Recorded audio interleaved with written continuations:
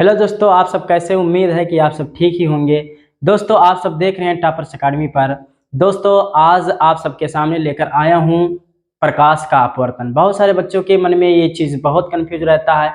बच्चों को प्रकाश का अपवर्तन जो है नहीं समझ में आता है, तो इस वीडियो को देखने के बाद पूरा कन्फ्यूजन जो है दूर हो जाएगा। समझते हैं प्रकाश का अपवर्तन क्या होता है। जैसा कि हेडिंग है, प्रकाश का अपवर्तन रिफ्रैक्शन ऑफ लाइट बोला जाता है। इसे क्या इंग्लिश में बोलते हैं? Refraction of light. इसमें क्या होता है? रेक्शन होता है।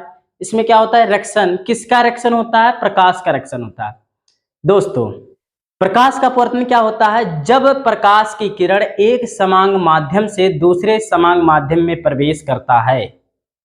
दोबारा सुनना। जब प्रकाश की किरण एक समांग माध्यम से दूसरे समांग माध्यम में प्रवेश करता है, तो दूसरे माध्यम में प्रकाश किरण अपने मार्ग से विचलित हो जाता है।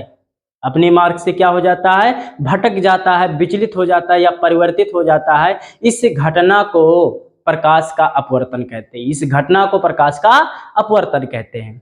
तो बहुत सारे बच्चों के मन में ये कंफ्यूजन होगा कि जब कोई प्रकाश की किरण एक समान पारदर्शी माध्यम से दूसरे पारदर्शी माध्यम में प्रवेश करता है तो अपने मार्ग से जो विचलित होता है वो कितने तरीके से विचलित हो सकता है? तो ये दो तरीकों से विचलित हो सकता है। वो दो तरीका क्या है, इसके बारे में डिस्कशन करने से पहले कुछ और बात बता देता हूँ। जो विचलित होता है, क्या विचलित होता है? मतलब जब कोई प्रकाश की किरण एक माध्यम से जब दूसरे माध्यम में प्रवेश करता है तो दूसरे माध्यम में क्या होता है? अपने रास्तों से विचलित हो जाता है। मतलब इसका डायरेक्शन, मतलब दूसरे माध्यम में प्रकाश की किरण की दिशा तथा चाल बदल जाती है। मतलब इसका जो वेग होता है और जो डायरेक्शन होता है वो क्या होता है? चेंज हो जाता है। इस पूरे घटना को प्रकाश का अपवर्तन कहते हैं। अब ये जो है दो तरीके से घटित होता है। देखते हैं ये क्या है। देखो, पहला ये फिगर बना है, दूसरा ये फिगर बना हुआ है। तो पहले फिगर में क्या है? एक माध्यम लिया गया है। ये आपका पहला माध्यम है जिसे विरल माध्यम कहा जाता है। ये दूसरा माध्यम है जिसे सघन माध्यम कहा जाता है। दूसरे केस में क्या कर दिया गया? अपोजिट कर दिया गया। ये क्या होता है? सघन माध्यम होता है। ये क्या होता है? विरल माध्यम में होता है। अब बच्चों के दिमाग में ये चीज आएगा, सर विरल माध्यम क्या होता है और सघन माध्यम क्या होता है? दोस्तों, इसके बारे में चलते हैं। विरल, विरल का मतलब होता है, मतलब कोई जो पार्टिकुलर होता है, कोई कण होता है वो काफी दूर दूर होता है, तो उसे क्या कहा जाता है? विरल माध्यम कहा जाता है। सघन माध्यम क्या होता है? जब कोई कण पास पास में होता है तो क्या कहते हैं? उसे सघन माध्यम कहते हैं। और दोस्तों, अगर ना समझ में आया हो तो विरल माध्यम ऐसा कह सकते हैं कि विरल माध्यम में प्रकाश की चाल क्या होती है? ज्यादा होती है, और सघन माध्यम में प्रकाश की चाल क्या होती है? कम होती है। सघन माध्यम में प्रकाश की चाल कम होगी और विरल माध्यम में प्रकाश की चाल क्या होती है? ज्यादा होती है। विरल माध्यम में जैसे वायु हो गया और सघन माध्यम में जैसे कांच हुआ।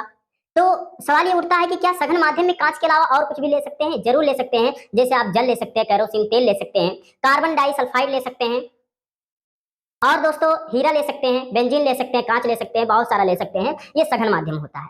तो यहाँ प्रश्न ये उठता है कि विरल माध्यम में जो वायु लिया गया है, इस वायु में प्रकाश की चाल कितनी होती है? तो बचपन से आप पढ़ते आ रहे हैं 3 × 10⁸ मीटर पर सेकंड होता है। और सघन माध्यम में जैसे क्या हो गया? आपका कांच हो गया। इस कांच में प्रकाश की चाल कितनी होती है? तो 2 × 10⁻⁷ कितना होता है? 8 मीटर पर सेकंड होता है। देखो दोस्तों, विरल माध्यम में जो वायु लिया गया इसमें प्रकाश की चाल क्या होती है? ज्यादा होती है। और सघन माध्यम में जो कांच लिया गया है इसमें प्रकाश की चाल कितना होती है?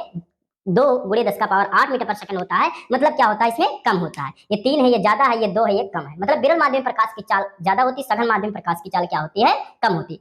प्रकाश के अपवर्तन में आने वाली किरण को आपतित किरण कहते हैं, और दूसरे माध्यम में जो प्रकाश की किरण होती है उसे अपवर्तित किरण कहते हैं।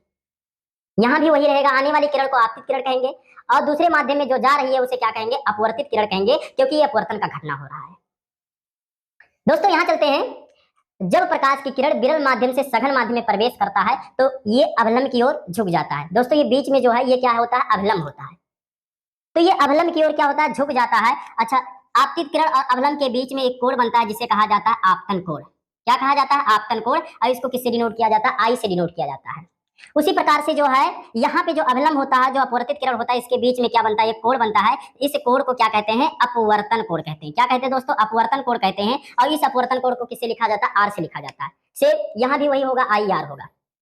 जब प्रकाश की किरण विरल माध्यम से सघन माध्यम में प्रवेश करता है तो ये अवलंब की ओर झुक जाता है। देखो दोस्तों, एक माध्यम से दूसरे माध्यम में आया तो इसका डायरेक्शन जाना था सीधे, लेकिन ये सीधे ना जाके अवलंब की ओर झुक गया। डायरेक्शन भी बदल गया और दूसरा नंबर इसका चाल भी बदल गया। चाल पहले 3 से चल रहा था, अब 2 से चल रहा है। यहाँ पे इसी का क्या है? उल्टा है कि जब कोई प्रकाश किरण सघन माध्यम से विरल माध्यम में प्रवेश करता है, सघन माध्यम यानी 2 × 10⁸ मीटर पर सेकंड, और यहाँ पे विरल माध्यम जैसे 3 × 10⁸ मीटर पर सेकंड। ठीक है, सघन माध्यम से विरल माध्यम में प्रवेश करता है तो ये अवलंब से क्या होता है? दूर हट जाता है। अवलंब से क्या होता है, दूर हट जाता है। तो जो दूर हट रहा है, तो क्यों हट रहा है, इसका रीजन ये है क्योंकि कम चाल से चला, जब दूसरे माध्यम में आया तो ये अवलंब से क्या हो गया, दूर हट गया।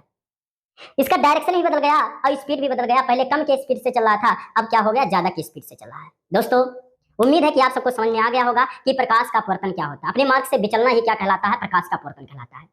दोस्तों नेक्स्ट वीडियो में हम समझेंगे प्रकाश के अपवर्तन के उदाहरण। प्रकाश के अपवर्तन के क्या क्या उदाहरण हो सकते हैं, अगले वीडियो में हम समझेंगे। दोस्तों ये वीडियो शुरू से देखना और आखिरी तक देखते रहना और समझना कि कहाँ पे दिक्कतें हो रही हैं। अगर जहां दिक्कतें हो रही हैं वो चीज हमको बताएंगे। थैंक यू दोस्तों।